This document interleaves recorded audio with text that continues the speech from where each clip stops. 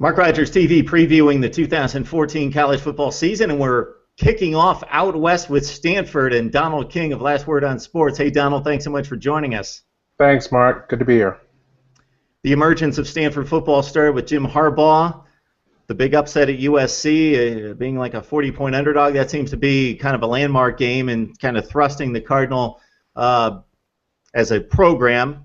Andrew Luck, of course, had the reins, and he was the key focal point. But it's really been this front seven on defense that has just been the staple of this football program and the game that seems to grab the national attention and decide the Pac-12 now almost perennially. It's only been a few years, but that Oregon matchup. So the front seven on defense, amazing. When you look at the defensive front here, Donald, two huge losses when you look at Joe Mauro, 12.5 tackles for loss, and Ben Gardner, who he missed about 4 or 5 games last season, so the stats aren't off the board. I think he actually missed like 6 games last season, 8 starts here, 7.5 tackles for loss, but he had a huge 2012, and he was an exceptional player. So defensive line, you lose 2 main cogs there. Your thoughts about who's coming back and where you might stand there? Yeah, two names come to mind, 2 guys you got to watch out for. Somebody who flew under the radar last year playing on the opposite side from Mr. Gardner. Henry Anderson, a defensive end, is going to come back, and he's going to be one of the very best defensive linemen in the Pac-12. The kid is really, really talented. His name has not been called a ton, but he had an outstanding 2013 season, and he's going to be even better this year in 2014. Look for him to make some noise, come draft time.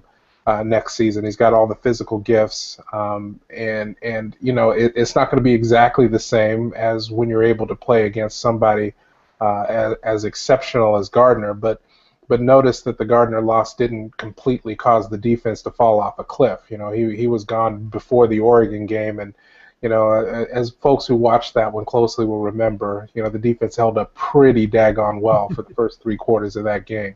So Anderson's going to be critical. And another critical player is going to be David Perry, who really kind of stepped into the mix a couple of seasons ago. Again, a little bit unheralded, but was a very, very key force in the center of that defensive line last year, and he'll be back this year to play that same role. He's an outstanding, and I think regarded and under-discussed nose tackle. Really good player, really central to controlling the line of scrimmage.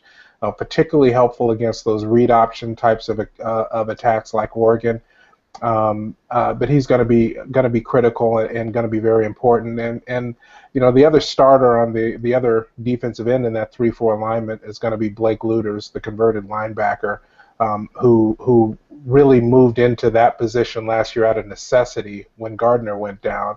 But held his own again fairly quietly. He did an outstanding job, and will be back again. And I expect to play very, very well. So the defensive line has some turnover, but I also think there's a ton of talent coming back, and I expect the defensive line to be just fine. Yeah, Donald, you mentioned the Henry Anderson loss right before the Oregon game. I remember I was all set with my upset prediction. Stanford was like a 7-point underdog, even being at home, and I felt so great about that. Then they lose Anderson, and I kind of double clutched, but I was happy to stay with the Cardinal in that one. Looking at the linebackers, I don't know that anybody's, and I don't know what these Stanford all-time records are for tackles for loss or sacks, but Trent Murphy at 23.5 last year and 15 sacks, and the year before I think it was 18 and 10. He's got to be way up there if he's not at the top of the list. So enormous loss. When you look at total tackles, sometimes that can be deceiving based on the scheme. Is that a safety catching a guy 12 yards down the field? But when you look at impact plays like this, of course they've got to set up the defense for him to make the plays, but at the same time, man, huge plays behind the line of scrimmage. He's gone. Of course, Shayne Skov has been a star for a number of years in college football. He's gone after 109 tackles as well. So, again, you got to fill in at linebacker, and 2 huge losses right there. That's right. And it's undeniable, honestly. The impact of those 2 losses, and Trent Murphy will go down as one of the all-time greats at Stanford, but frankly, so will Shayne Skov, or so should Shayne Skov anyway. He's really been the heart and soul of the defense for the past 3 seasons. And going back to that unbelievable performance he had in the Orange Bowl uh, in 2011, I mean, he was just everywhere. And that second half was one of the best defensive performances I've ever had the pleasure of watching. The guy was an absolute animal and unstoppable on the defense, both in the run game and also, wrecking havoc in the backfield when Tyrod Taylor dropped back to try to pass. So it's hard to overstate the magnitude of those 2 losses. Those guys were both fantastic players. Now, that said, James Vaughters is back for his senior season. And talking about guys who are screaming up draft boards, just based on the web chatter, they're saying he's going to be no worse than a 3rd-round pick next winter in the NFL draft, just because of his athleticism, his ability to drop his hips and get into space. And folks may forget that huge defensive play he made in the backfield in the 4th quarter of the Oregon game, which really kind of potentially saved that one. Oregon was on the way to going in for a touchdown, and he had that strip sack of Mariota that caused the ball to be placed way back, and they had to settle for a field goal versus going in for yet another touchdown, which could have made that one very uncomfortably interesting at the end of that game. So Vaughters is a guy who I think has really accelerated his game and was a very able starter throughout last season. And he's going to need to be just as critical this year in order to really kind of replace that dynamism on the outside that Murphy brought last season. He's going to be that guy who's going to have to attack the quarterback and get those tackles for loss, both in the run game and also on pass dropbacks. One other name worth mentioning, again, another guy who's kind of labored in the shadows, been fantastic and steady and consistent for years now, is A.J. Tarpley, who I think clearly will be a first-team All-Pac-12 selection this coming season. He was overshadowed just a bit, playing next to Skov, but folks will need to remember that he was the 2nd leading tackler on last year's team and had almost 100 bringdowns himself. So Tarpley's a very solid inside backer. Also had a number of huge, highly impactful plays last season, and particularly on the road. It seems he's always been right there on the road. Folks will remember he had the fumble recovery in the end zone in that triple overtime game against USC a couple of seasons back. He's been a very solid contributor who now kind of steps into that defensive quarterback role at the inside linebacker position. Based on everything we've seen and heard coming out of spring camp and watching the film on the spring game, I think the rumors of the demise of the Stanford Front 7 are probably a little bit over-exaggerated. Well, programs seem to get stereotyped, especially since outside of their fan base, people just watch the big games. And, of course, the Front 7 has gotten their recognition as they deserve. But let's not forget the secondary, because I think one of the keys in some of these huge wins has been the defensive consistency in the secondary and able to wrap up the tackles and limit the big play in the secondary. Ed Reynolds had 87 stops last season. He's gone. Right. Your thoughts about the secondary coming up this fall? Yeah, the secondary is a bit of an area of concern. I'll tell you, my favorite returning player in Stanford's defense is Jordan Richards, the safety, who is exceptional, and I expect him to be one of the very best in the nation, certainly one of the best in the conference this coming season. And he kind of played the role of Robin to Ed Reynolds' Batman, particularly 2 seasons ago when Reynolds racked up all those interceptions and a couple of very notable pick sixes. But last year, I would argue that Richards actually had the better season of the 2 last season, and I'm really thrilled that he's back for his final year of eligibility to kind of anchor the secondary. His health is going to be a critical concern, just from a presence and leadership standpoint. The big hitting ability, but his level of ball skills really improved drastically last year as he got up to 3 interceptions and nearly took one back to the house against UCLA, which turned out to be a very pivotal play late in the second half of that game. So keep an eye on Richards. Alex Carter at cornerback, exceptional athlete, and has really come into his own. He's one of the few players during the Harbaugh-Shaw era who became a starter in a true freshman season. And he has been very consistent and very impactful, and expect the same again this coming season. He's terrific in run support.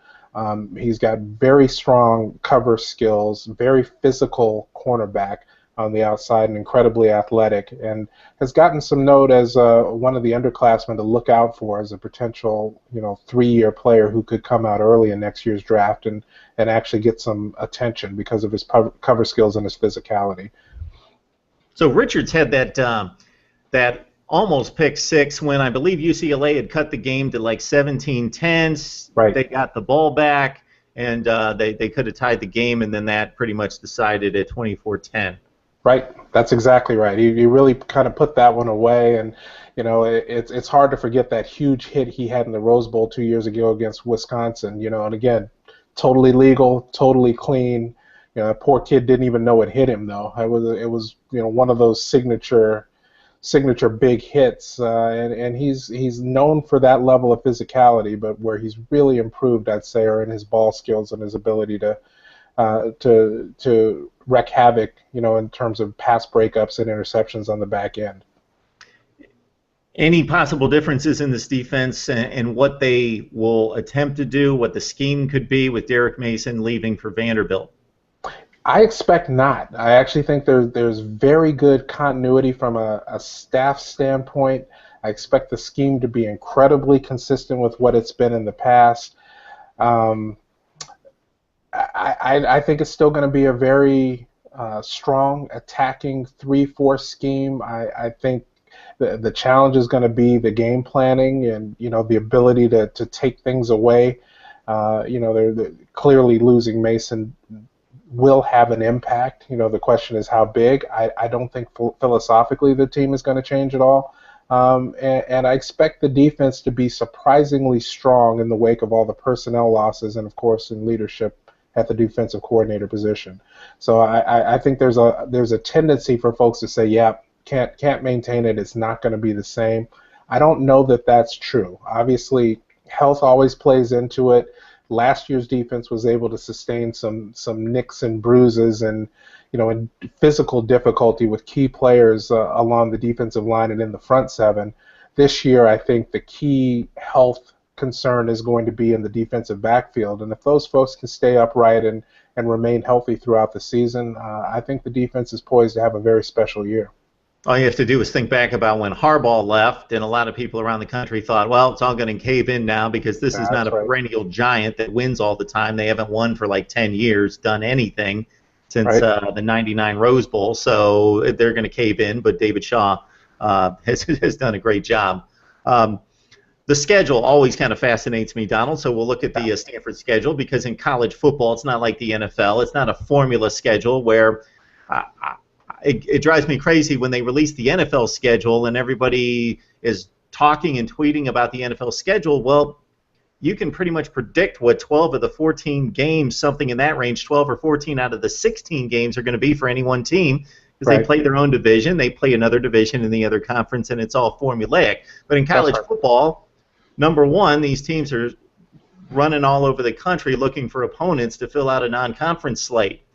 Creates some very odd matchups sometimes. Not so much a wiggle room in the Pac-12 where they play 9 conference games. Also a big consideration, as you well know, and we talked about before we came on, is these conference schedules leaving a lot of teams off of the docket because these conferences have expanded to be too large to play everyone. I think that's a major issue. I don't think a lot of people do. So the 3 things that jump out at me, and then I certainly want your take on the schedule, is USC is usually a later in the season opponent for Stanford, has been for the last few years. That's a week 2 game. Stanford, USC, wow, hits us right in the face. And then the game at Notre Dame, that's become a bit of a cross-country rivalry with the Irish, and you go to South Bend, maybe trying to make amends for what happened out there 2 years ago Right. at the goal line. And then you've got a couple games where you miss Arizona and Colorado, play all the toughies in the Pac-12. So just your thoughts about the Cardinals' schedule. Yeah, there's one word to describe Stanford's schedule this season: brutal. I mean, it's absolutely awful, and to exacerbate all of the facts you mentioned, which are all right on point. All of the key, really, really challenging anticipated games are on the road. At Oregon, at Arizona State, at UCLA. That's tough. I actually think getting USC relatively early is a bit of a bonus, just given all the schematic changes that are going to happen with the coaching staff turnover down there. The biggest wild card and the most intriguing game on the entire schedule to me is at Washington. It is really hard to know what that's going to be like. With Chris Peterson coming in to the Pac-12 from Boise, everybody is familiar with what he's been able to accomplish there, and creating the original BCS Buster program, and the guy is a mastermind in terms of game planning, particularly on the offensive side of the football. And we get them fairly late. Stanford doesn't play Washington until the middle to latter part of the schedule in Seattle. Always a tough place to play under any circumstance. And I think UW is going to be headhunting to a certain degree. There's not going to be a ton of pressure on them, but that team is going to be ready to play, and that game is going to be very difficult. And one thing to note about it, I don't think anybody knows how that one's going to go. Vegas has refused to post a line on it. So it's pretty much the only game on Stanford's schedule that the wise guys have shied away from, because nobody's 100% sure what to think about it yet, and that makes it difficult to project. So add that to the list of very challenging potential road games, and and everybody will note last year the stumble at Utah, the stumble at SC. Which was a very inconsistent program during last season and had its challenges, particularly with letting the coach go mid-season. This year, it's easier to project. Yeah, the road games are all really, really hard. So, good luck with that. Yeah, it's been a Stanford-Oregon-dominated conference for a couple of years now, but we know what Jim Moore is doing at UCLA. Yes. Arizona State won the South last season. They were really strong until the end of the year. You guys whipped up on them, and then they lost that bowl game inexplicably to Texas Tech. But regardless, Arizona State's going to be strong. They've recruited well. And you mentioned, I think you nail it with the wild card in the conference, especially in that division, the Washington Huskies. So Right. Donald King joins us from Last Word on Sports. Hey, Donald, we're kicking off our 2014 previews. We appreciate your insight and information. I always love the personnel breakdown because I'm trying to cover everyone to a certain extent, but then I really can lock in on some of those emerging players because everybody's losing stars, and who are going to be those next guys to step in and possibly star for that particular team. So I appreciate it. Not a problem, Mark. Thanks so much for the time.